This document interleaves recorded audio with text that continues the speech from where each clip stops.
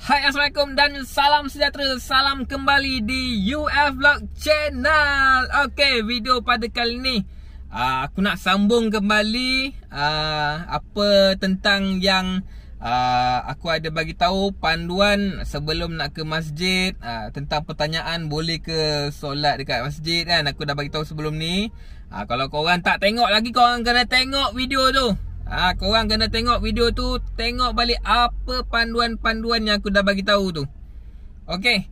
Jadi video pada kali ni aku nak bagi tahu pula panduan ahli jemaah ataupun korang yang semayang kat masjid tu, iaitu panduan sebelum solat. Panduan sebelum solat. Hari tu kita dah bincang panduan kita dah bincang sebelum video sebelum ni tentang panduan sebelum ke masjid. Kali ni aku nak bincangkan, nak bagi tahu panduan sebelum solat. Okey. Jadi antara panduan yang pertama iaitu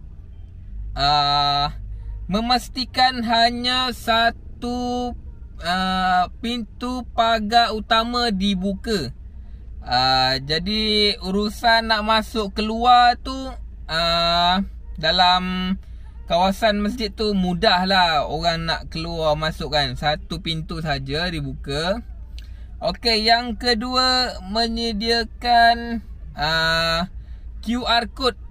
QR code MySejahtera ni. Ni aku rasa panduan sebelum solat ni untuk SJK masjid yang perlu sediakan lah. Kalau korang pun nak sediakan, apa salahnya kan?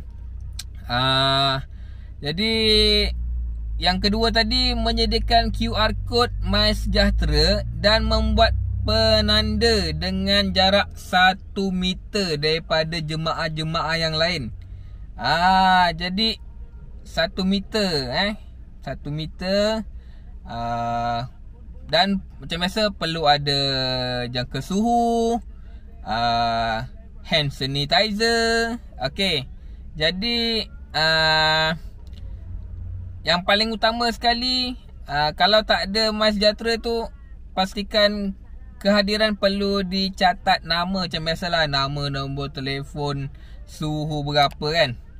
Okey. Jadi yang ketiga pula menetapkan hanya bangunan masjid dan surau sahaja yang dibenarkan untuk melaksanakan solat dan melakukan sanitasi kawasan tersebut. Apa yang aku cakap tadi, menetapkan hanya bangunan masjid dan surau sahaja yang dibenarkan. Okey, dan yang keempat lah antara panduan sebelum solat, iaitu menetapkan penanda jarak 1 meter ke kiri dan ke kanan di dewan solat utama dengan menggunakan tip warna merah, supaya kita boleh nampak. Okey. Jadi apa yang ketiga tadi, menetapkan hanya bangunan masjid dan surau sahaja yang dibenarkan untuk melaksanakan solat dan menggunakan tip warna merah. Dan yang keempat tadi, menetapkan jarak 1 meter antara kiri dan kanan jemaah menggunakan tip warna merah, supaya kita senang nak tengok, senang nak tahu kedudukan macam mana 1 meter. Okey. Yang kelima pula, menetapkan hanya satu pintu saja bagi memastikan ahli jemaah membuat saringan suhu terlebih dahulu. Aku rasa lebih kurang sama tadi kot dengan nombor 1 tu.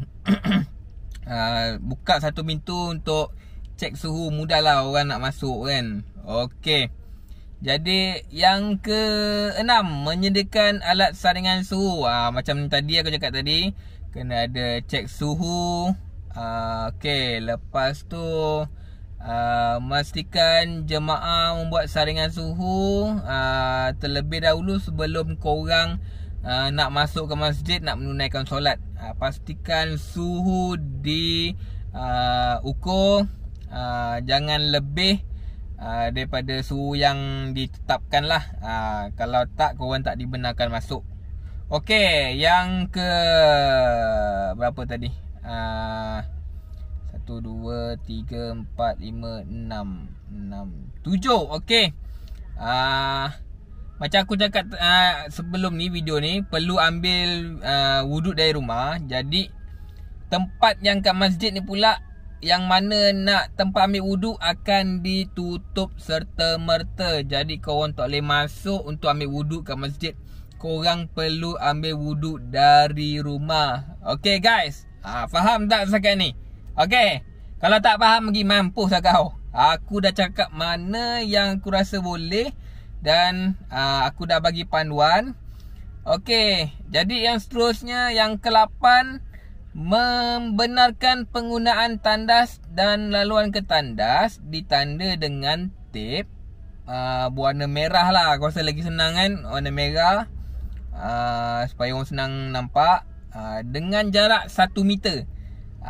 Jadi dekat situ bila ada jarak 1 meter, adalah ruang tunggu giliran kan, daripada A, B, C, D ke belakang sana tu, ada jarak 1 meter.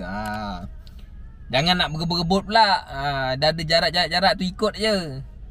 Jangan degi-degi, botak kan gang. Okey.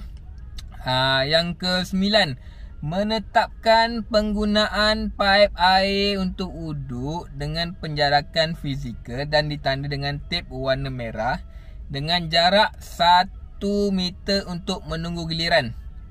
Okey guys, untuk yang seterusnya, bagi panduan sebelum solat. Jadi AJK Masjid perlu menggunakan perkhidmatan anggota rela. Dan untuk penguatkuasaan perkeliling ni lah, macam panduan-panduan ni, supaya dapat terkawal, rela dapat bantu macam mana susunan atur, susunan atur bagi jemaah-jemaah yang nak solat ni lah. Dan kos ni pihak masjid lah yang akan tanggung kan. Kalau korang sudi nak bantu pihak masjid, apa salahnya? Lagi syukur, alhamdulillah. Semoga Allah memberkati dan memberi rezeki lebih, supaya mendoakan apa rezeki korang lah. Apa benda yang kau nak doakan, insya-Allah lah, kurang-kurangnya kau dah dapat bantu pihak masjid menyediakan sesuatu. Kan? Okey. Jadi kalau didapati lah ada individu yang tak nak ikut peraturan ni, korang boleh buat aduan ke pihak berkuasa lah, polis ke. Jadi aku rasa orang jenis yang tak nak ikut peraturan ni elok campak dalam hutan lah kan. Aku tak tahu nak khabar macam tu.